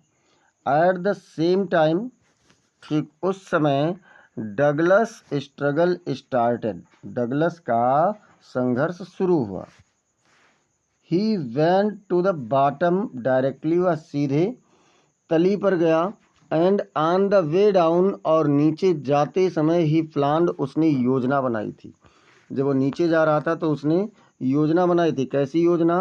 When his feet hit the bottom, कि जब उसके पांव तली पर लगेंगे, he would make a big jump, तो वह एक बड़ी उछाल लगाएगा। कम टू द सरफेस, सतह पर आ जाएगा। लाई फ्लैट ऑन इट, इस पर सीधे लेट जाएगा सब। And paddle to the edge of the pool, और अपने पाँवों से पैडल चलाते हुए तालाब के किनारे पर पहुंच जाएगा। बट लेकिन it seemed a long way down, लेकिन ये नीचे का एक लंबा रास्ता प्रतीत होता था। दोज 9 फीट वेयर लाइक 90, वह 9 फीट 90 फीट के समान थे। And before he touched bottom, और इससे पहले कि वह उस तली को स्पर्श करता, his lungs were ready to burst, उसके फेफड़े फटने के लिए तैयार थे। मतलब वो 9 फीट 90 फीट के समान थे, और इससे पहले कि वो उस तली को छूता, उसके फेफड़े लग रहा था फट जाएंगे। ही समन्ड ऑल हिज स्ट्रेंथ, उसने अपनी पूरी शक्ति को इकट्ठा किया, पूरा क्षमता इकट्ठा किया। हिट द बॉटम, तली पर उसने प्रहार किया। But he came up slowly, लेकिन वह ऊपर बहुत धीमे धीमे आया। ही ओपेंड हिज आईज, उसने अपनी आंखें खोली। एंड सा नथिंग बट वाटर ओनली, और पानी के सिवाय उसने कुछ भी नहीं देखा। ही ग्रीव पैनिकी, पैनिकी मतलब घबरा जाना, दुखी हो जाना, वो बहुत घबरा गया। ही वांटेड टू कैच ये रोप, वह एक रस्सी पकड़ना चाहता था। But there was only water, लेकिन वहाँ भी केवल पानी ही था। ही वॉज सफोकेटिंग, सफोकेट मतलब होता है दम घुटना या गला घोटना, तो क्या कहेंगे कि उसका दम घुट रहा था। ही ट्राइड टू यील, यील मतलब होता है चीखना, उसने चीखने का प्रयास किया। But no sound came out, लेकिन कोई भी ध्वनि बाहर नहीं आई। हिज लंग्स एज्ड, एक minute, his legs hung as dead weights, उसके पैर मृत भार की तरह झूल गए, लटक गए। पैरालाइज्ड एंड रिजिड, मतलब जड़, संज्ञा शून्य और जड़वत। हिज लंग्स एज्ड, उसके फेफड़ों में दर्द हुआ। हेड थ्रॉब्ड, सिर में चक्कर आ रहे थे। क्या हो रहा था? सिर में चक्कर भी आ रहे थे। ही वॉज गेटिंग डिजी, उसे चक्कर जैसा आ रहा था, सब कुछ घूमने लगा। Again he tried the way, दोबारा उसने उस तरीके का प्रयास किया। ही थॉट उसने सोचा, एंड प्लान्ड और योजना बनाई, बट फेल्ड लेकिन फिर असफल हो गया। The terror had seized him, भय ने उसे रोक दिया था। कंप्लीटली मतलब पूरी तरीके से, भय ने उसे पूरी तरीके से रोक दिया था। ही वॉज श्रेकिंग अंडर वाटर, वह पानी के नीचे चीख रहा था। But his screams in his throat frozen, लेकिन उसके गले में ही उसकी चीखें रुक गई थीं। नथिंग पॉजिटिव हैपेंड, कुछ भी सकारात्मक नहीं हुआ था, कुछ भी सकारात्मक नहीं हुआ। अगेन ही अप्लाइड हिज स्ट्रेटजी, दोबारा उसने अपनी योजना को लागू किया, लागू करने का प्रयास किया। But his arms couldn't move, लेकिन उसके हाथ नहीं हिले। हिज लेग्स कुडेंट मूव, उसके पाँव भी नहीं हिले। ही क्राइड फॉर हेल्प, उसने मदद के लिए चीखा। But no one came there, लेकिन वहाँ कोई भी नहीं आया। एंड फाइनली, और अंततः, ही स्टार्टेड टू बी ड्राउसी, ड्राउसी मतलब होता है उनींदा होना, अर्थात नींद में आना। उसने नींद में वह आने लगा। एंड बिकेम अनकॉन्शियस, और बेहोश हो गया।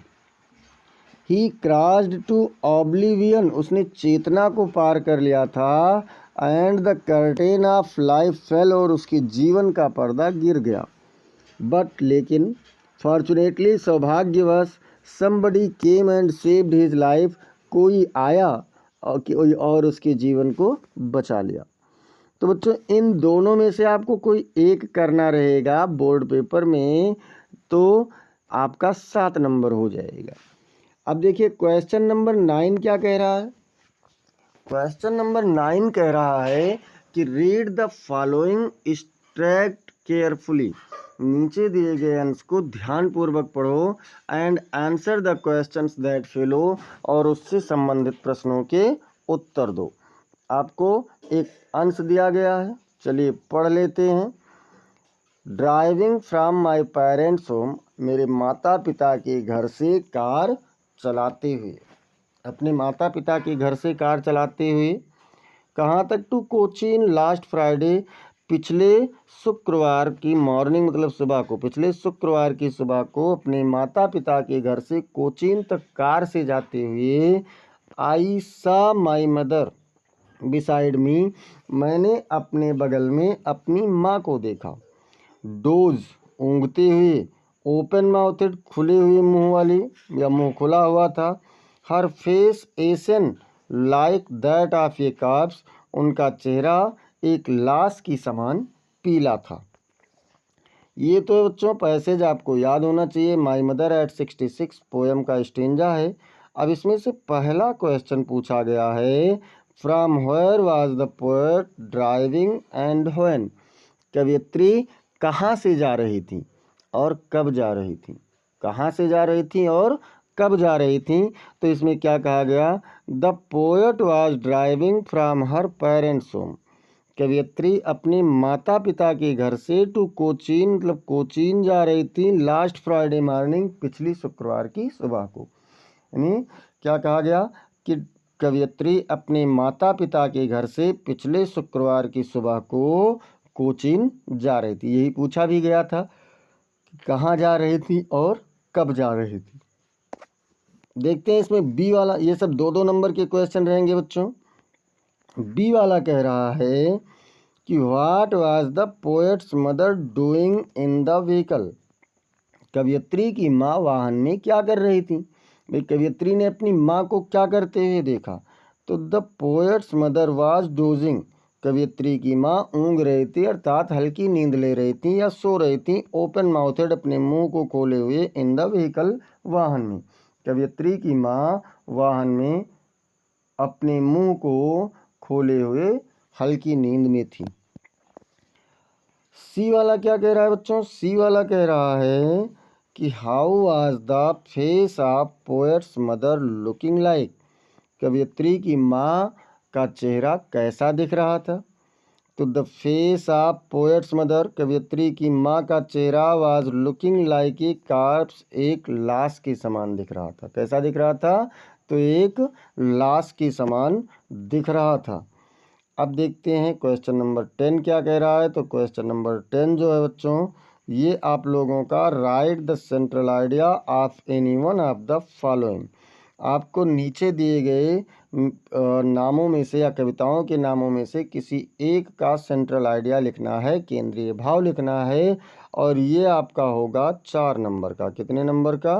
तो 4 नंबर का होगा।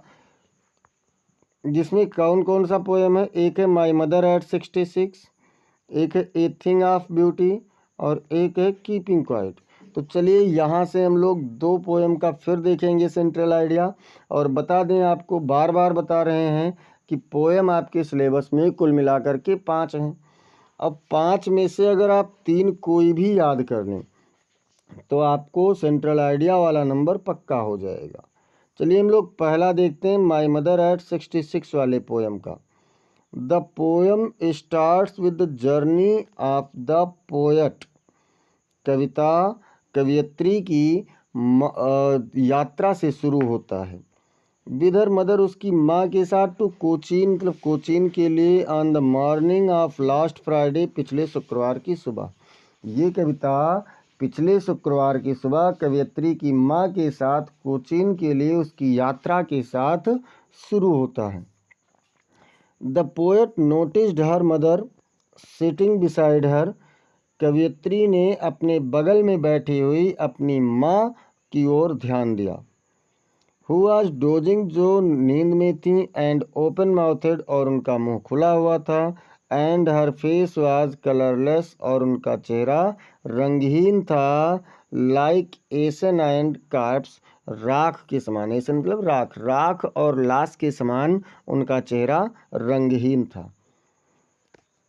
फिर क्या होता है बच्चों?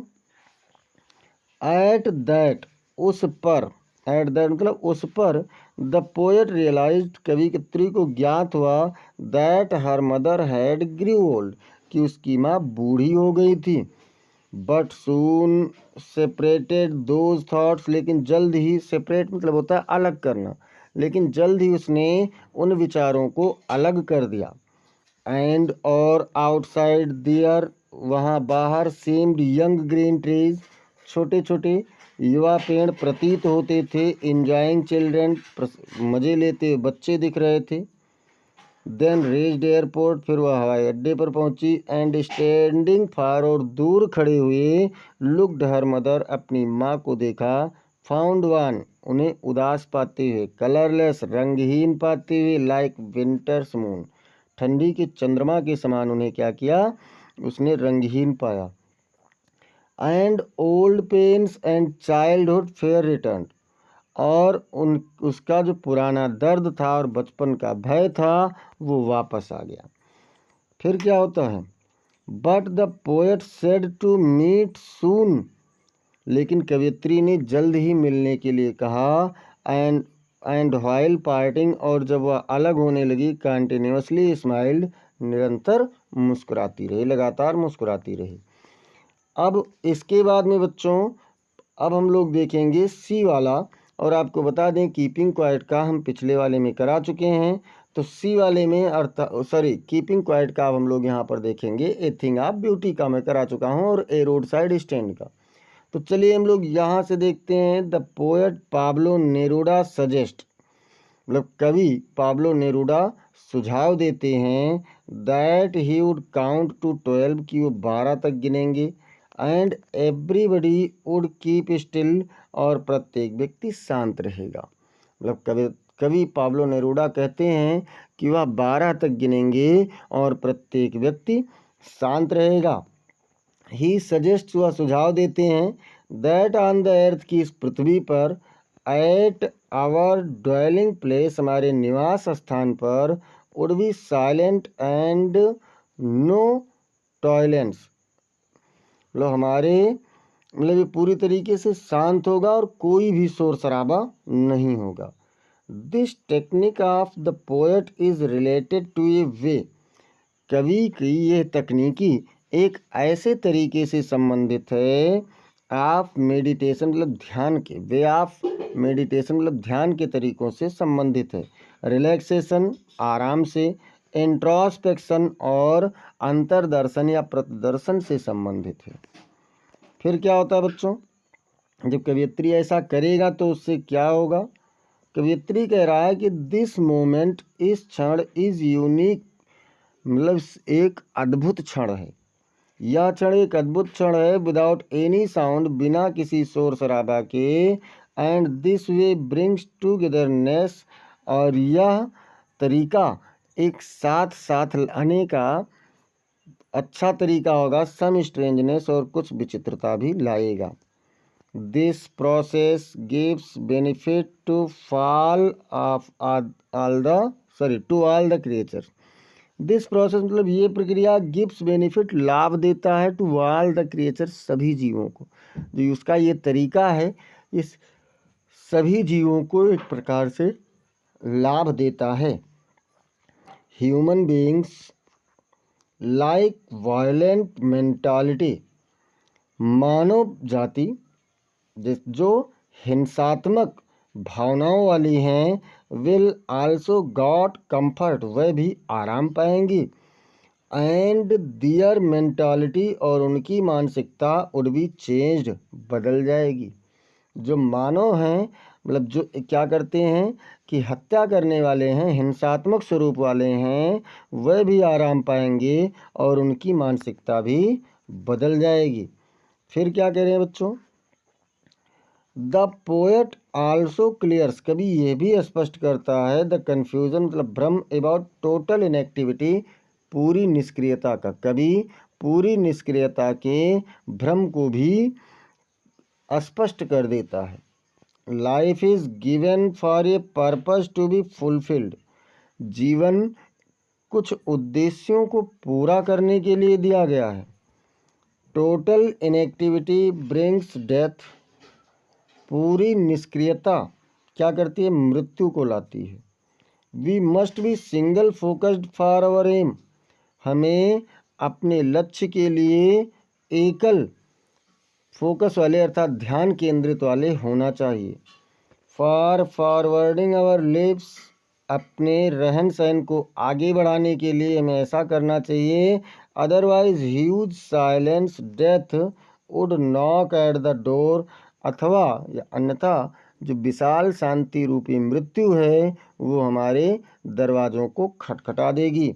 अब फिर क्या कह रहे हैं बच्चों, we should never threaten ourselves with any fear, हमें अपने भय के मतलब किसी भी प्रकार के भय के साथ कभी भी नहीं भयभीत होना चाहिए।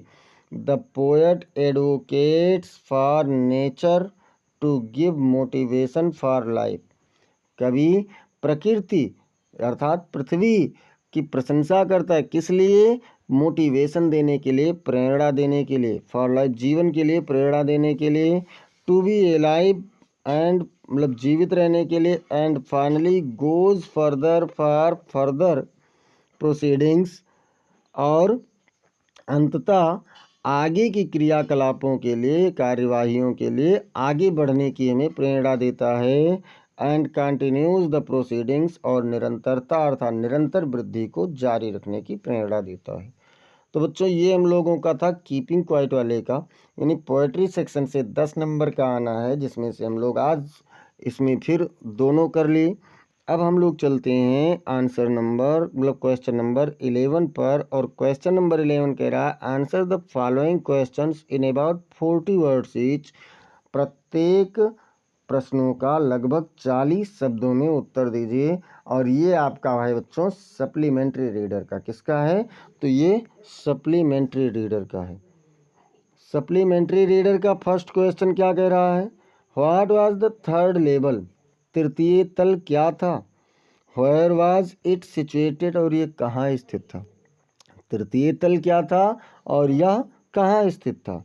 तो देखते हैं answer, the third level refers to the Subway of the grand central station in New York, मतलब जो थर्ड लेवल है, तृतीय तल है, इसका वर्णन ग्रैंड सेंट्रल स्टेशन न्यूयॉर्क में उसके उपमार्ग पर वर्णित है। दो यद्यपि this third level was not present there physically. ये तृतीय तल वहाँ पर भौतिक रूप से बिल्कुल भी नहीं उपस्थित था। But Charlie claimed it to be present there, लेकिन चार्ली इसके वहाँ होने के लिए दावा करता था। The third level was at grand central station in New York. तृतीय तल ग्रांड सेंट्रल स्टेशन पर न्यूयॉर्क में था। मान लो आप उसे नहीं कर पा रहे हैं तो आपके पास दूसरा तरीका भी है, अथवा करके दोनों में से कोई एक करना है। और ये कह रहा है who was the tiger king. Tiger king कौन था, बाघ राजा कौन था। How was he named it, उसका यह नाम कैसे पड़ा। तो क्या है बच्चों, टाइगर किंग कौन था। The Maharaj of Pratibandapuram is the hero of this story. मतलब प्रतिबंधपुरम के महाराज इस कहानी के नायक हैं। He also came to be known as tiger king. उन्हें बाघ राजा के रूप में भी जाना जाता है। The tiger king gets his name. बाघ राजा अपना नाम पाते हैं as tigers dominate his mission and life, क्योंकि उनके पूरे जीवन में बाघ उनके पूरे जीवन में और उनकी योजनाओं में बने रहे। कैसे बने रहे ये भी देख लेते हैं। एन एस्ट्रोलॉजर, एक ज्योतिषी, फोरटोल्ड, एक ज्योतिषी ने बताया था that his death would come from A tiger, कि उनकी मृत्यु एक बाघ से होगी।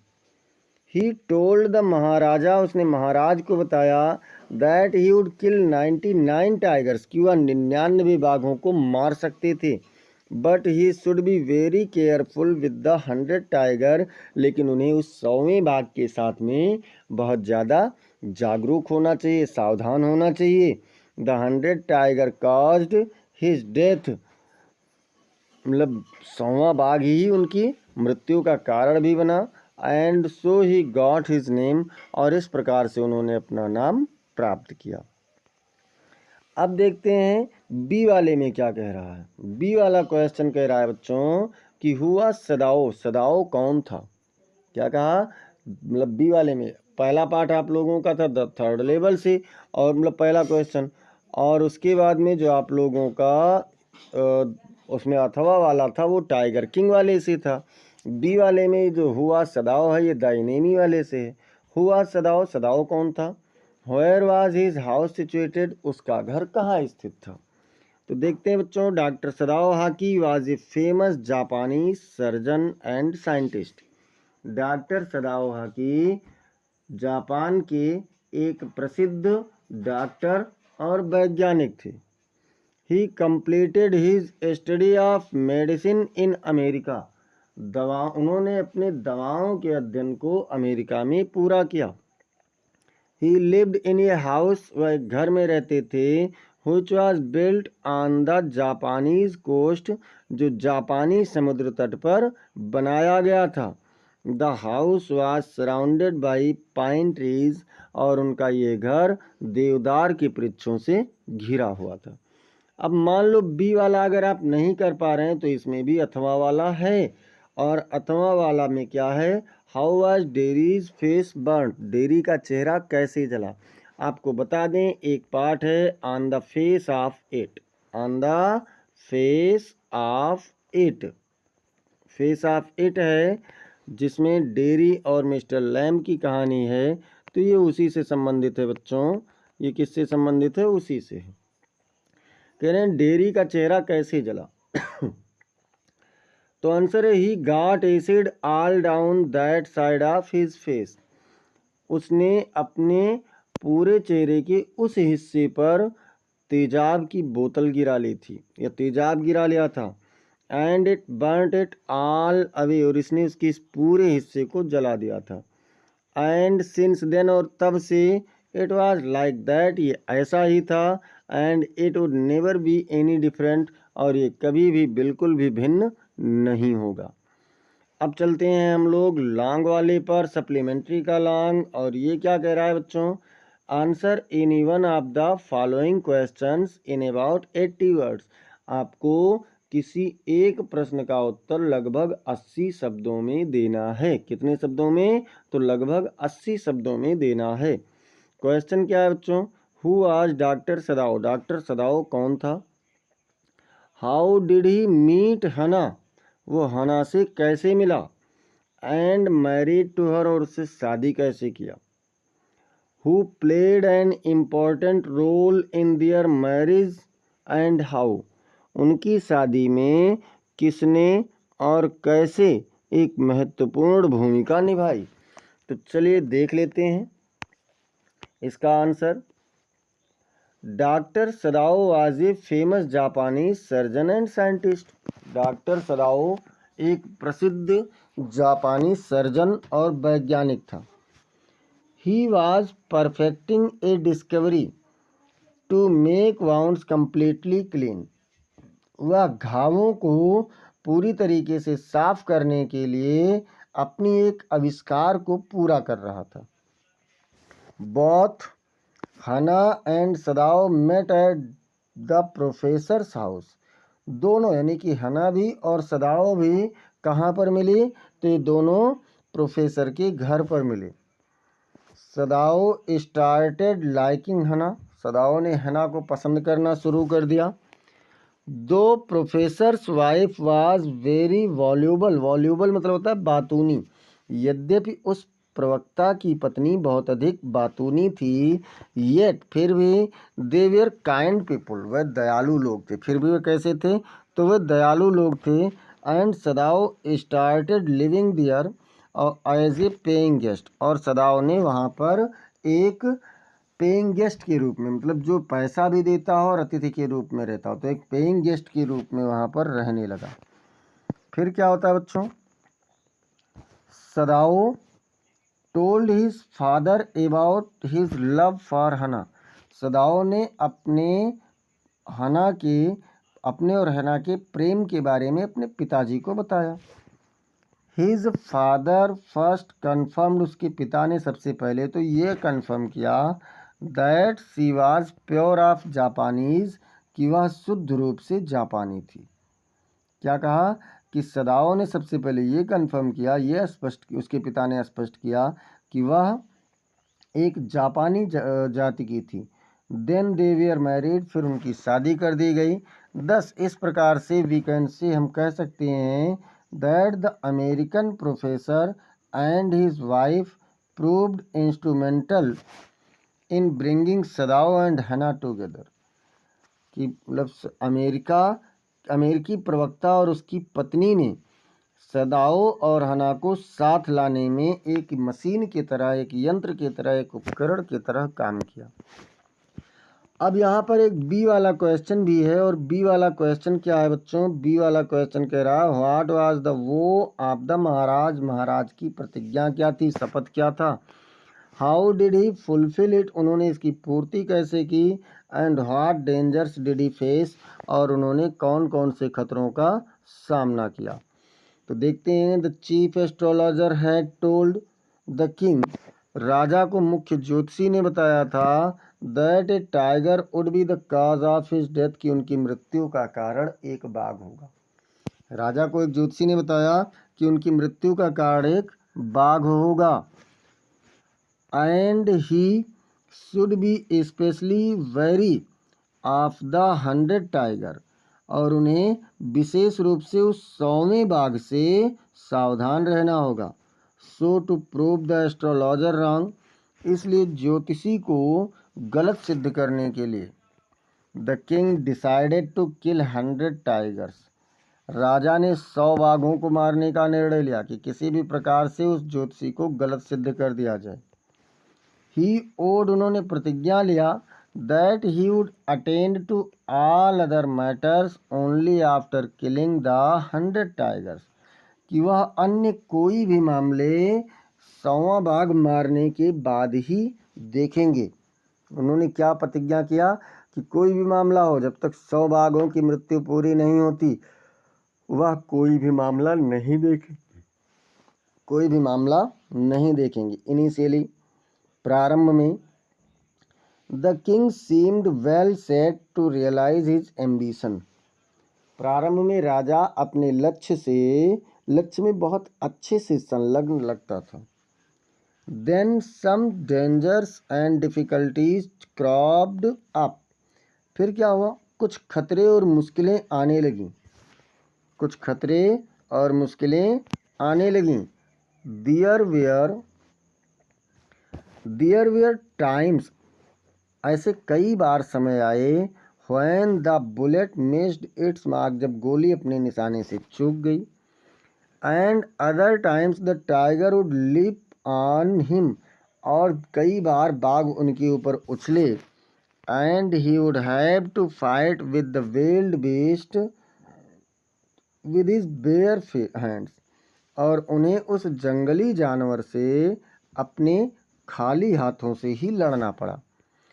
The tiger king was able to kill 99 tigers this way. इस प्रकार से बाघ राजा 99 बाघों को मार चुके थे। एंड इफ ही वुड किल, और यदि वे मार देते, जस्ट वन मोर टाइगर, केवल एक और बाघ, और यदि वह केवल एक और बाघ को मार देते, all his fears would be over for good, तो उनका जो पूरा भय था वो अच्छी चीज़ों में गुजर जाता। तो देखते हैं बच्चों, क्या अपने भाग्य को हरा पाएंगे महाराज। आप लोग पढ़े हैं तो जानते हैं कि कितना भी प्रयास क्यों न कर लो, एक कहावत है ना कि जो होनी है वो होकर रहती है। चलिए देखते हैं। And he would give up tiger hunting, और वह क्या कर सकते थे, और वह उस बाघों की शिकार करना छोड़ सकते थे। But the 100 tiger could not be found, लेकिन वह 100वां बाघ नहीं पाया जा सका। द दीवान रियलाइज्ड, राजा दीवान को पता चला या ज्ञात हुआ, द डिस्ट्रॉस रिजल्ट्स, उस बर्बादीपूर्ण परिणाम के बारे में उसे ज्ञात हुआ। If the 100 tiger was not found, यदि वह 100वां बाघ न पाया जाता। So a tiger was brought from the people's park in Madras, इसलिए एक बाघ मद्रास में पीपल पार्क से लाया गया था। And taken directly to the forest, और सीधे उस जंगल में लेकर के जाया गया, where the Maharaj was hunting, जहाँ पर महाराज शिकार कर रहे थे, वहाँ पर उस बाघ को लेकर के गए। द किंग टुक एम, राजा ने निशाना लगाया। And the tiger fell in crumpled heap, crumpled heap मतलब होता है कि मृत्यु के ढेर के रूप में, और वह बाघ मृत्यु के ढेर के रूप में गिर गया। The Maharaj was extremely happy, महाराज बहुत अधिक है प्रसन्न हुए। एक्सट्रीमली मतलब अत्यधिक या बहुत ज़्यादा प्रसन्न हुए। To have finally killed the 100 tiger, अंतिम रूप से 100वें बाघ के मारे जाने पर बहुत अधिक खुश हुए। After he left the hunters, मतलब उनके चले जाने के बाद शिकारियों ने took a closer look at the tiger, शिकारियों ने करीब से उनके ऊपर नज़र डाली, बाघ को देखने के लिए गए। एंड रियलाइज्ड, और ज्ञात हुआ, इट वाज नॉट डेड, कि ये नहीं मरा था। As the king had missed the aim, क्योंकि महाराज का निशाना चूक गया था। They decided not to tell the Maharaj, उन्होंने महाराज को ना बताने का निर्णय लिया। And one of the hunters killed the tiger, और उन शिकारियों में से एक ने बाघ को मार दिया। The king was left under the impression, राजा इस भाव के अंतर्गत रह गया, that he had achieved his target of killing 100 tigers, कि उसने उन 100 बाघों की मृत्यु के लक्ष्य को प्राप्त कर लिया था।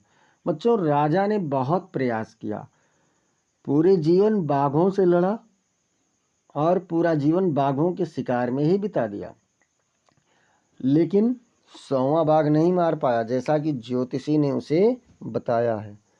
तो तुलसीदास जी ने भी कहा है कि हुई हैं वही जो राम रचि राखा, को कर तर्क बढ़ावे शाखा। मतलब यहाँ पर ईश्वर की सत्ता, ईश्वर की श्रेष्ठता दर्शाया गया है और राजा का प्रयास दर्शाया गया है।